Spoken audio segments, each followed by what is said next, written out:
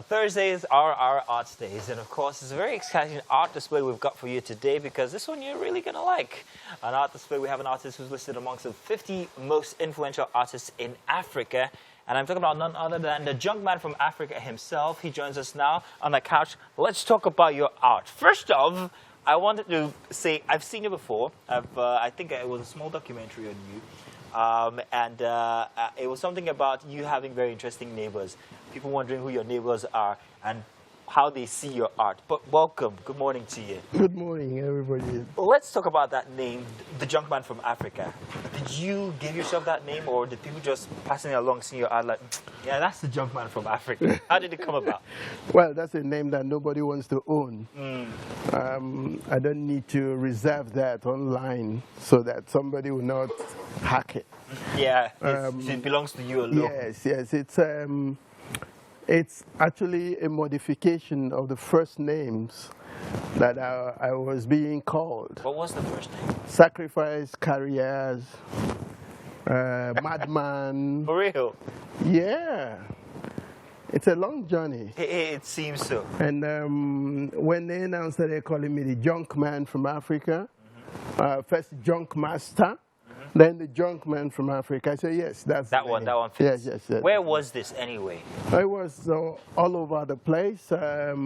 Especially, I grew up in Nigeria. Okay. So from primary school to this moment, people have been overwhelmed by my presence and the things I do. Very interesting. So along the line from primary school to this time around, there have been a lot of names. There have been a lot of insinuations. There have been a lot of expression of illiteracy and ignorance in my people. We are a spiritual people by nature, but we have a lot of fear, and we have a lot of disbelief. We think we have faith, but it's not faith, it's superstition. Superstition, yeah. You are in Africa after all. Within that realm of the cultural value or element, the people who see truth do not recognize it, so they fight it or resist it. So that's great. Now, I wanted to talk about your art, and we have a lot of them. First off, you're not restricted to one form of expression. We also see that you have all other mediums as well. But the one that catches the eye is your sculptures and the material that you use to put together your sculptures. I don't know if they are themed, if they have names, but these are everyday stuff that people don't want. Why did you decide, I'm going to make art out of it? You're very correct. I went to the conventional school. I did the first degree in Nsukka. I did a Master of Fine Art in Dundee in Scotland. I've been teaching for over 35 years, starting from University of Benin, 1989. Till now, I've been teaching. I'm an independent professor to different universities. Wow, that's very interesting.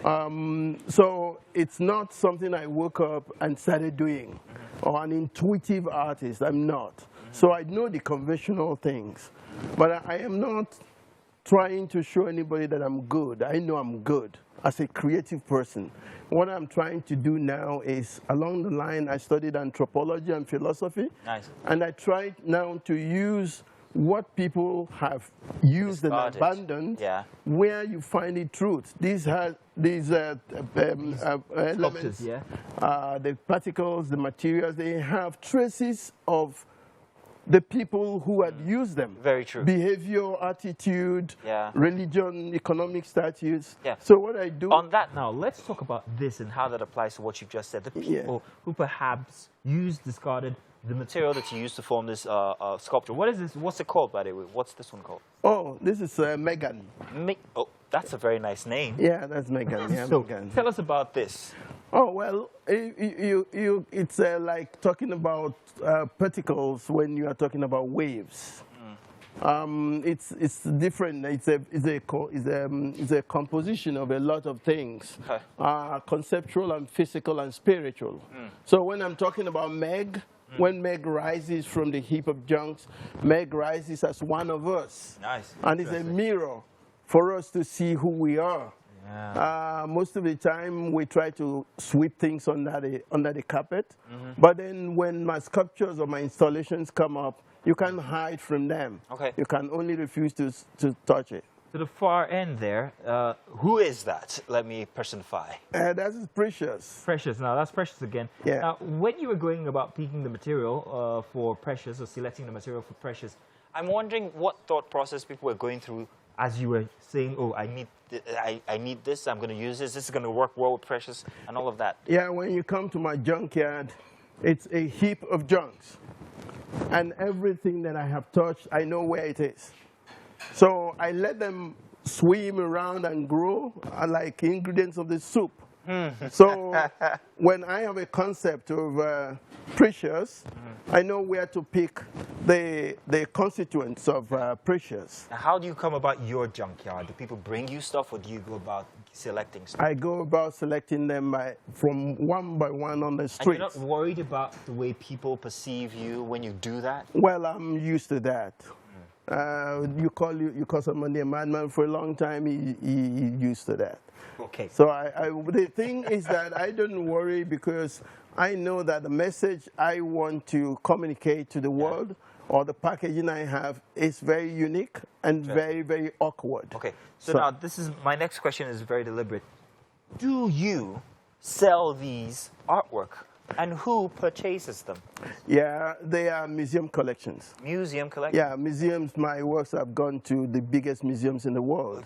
A sample, example of? Centre Pompidou in Paris. Wow. A Hayward Gallery in London. A Centre for Contemporary Art in Osaka, Japan. Joburg. Wow. Johannesburg Art Gallery. It has gone to Wales. It has gone to Germany. So they are of high value. That's what it is. Well, the value is what you put on it. But I know that it's like a vomit to me. If I have a concept, if I have something to say, and it comes out, I vomit it out. Then it finds its own way, either inside a museum, into a museum, or back in the junkyard. Wow. That's very, very interesting. So do you teach this kind of art? That is what. And how is it accepted? Yes, I teach. Before you answer that, let me ask you a question. What is this kind of art called, first off, before going into whether you teach it? Well, they come with a lot of names. I don't have any names for them. I know I'm the junk man from Africa, and I use junk to cook soup for the people, and I make mirrors for the people to reflect on their own situations. If they want to change, they change. If they don't want to change, they stay where they are. So do you teach this kind of art now? I teach the concept. I don't show people how to use junk to do art. But you know, when I started, I was the only junk man. And they wouldn't open the doors for me. Now there's recycling, there's waste to wealth, there's upcycling, there's downcycling everywhere. And people are making business and playing politics with that, but I'm not concerned about that. I'm concerned about how the attitudes of the people can be affected, how they can change when they are looking at themselves. So, because the issue is that we all want change, but nobody wants to change. Yeah. So once you want to change somebody through direct preaching or this and that, there's a break. You have the walls come down. Wow. Hey, it's been a very interesting conversation with you. I'm so sorry we couldn't get to talk about these art pieces here, pencil on paper, if I'm not mistaken, but they're fantastic as well. You can see the variety of which he came with, and the variety of the material with which he has made his art from. Thank you very much. The Junk Man from Africa. It's been grand having you here on Wake Up Nigeria. I can't wait to see more of your art. I think I'm going to go do some more research. I have my art now presently at Alliance Française. Oh, good. Mike Adenuga house in Osborne Road. Well, fantastic. So you know where to find it. Thank you very much once again for coming. And thank you very much, everybody, for sticking around and checking this out. Do stay tuned. We've got more coming your way inside of Wake Up Nigeria.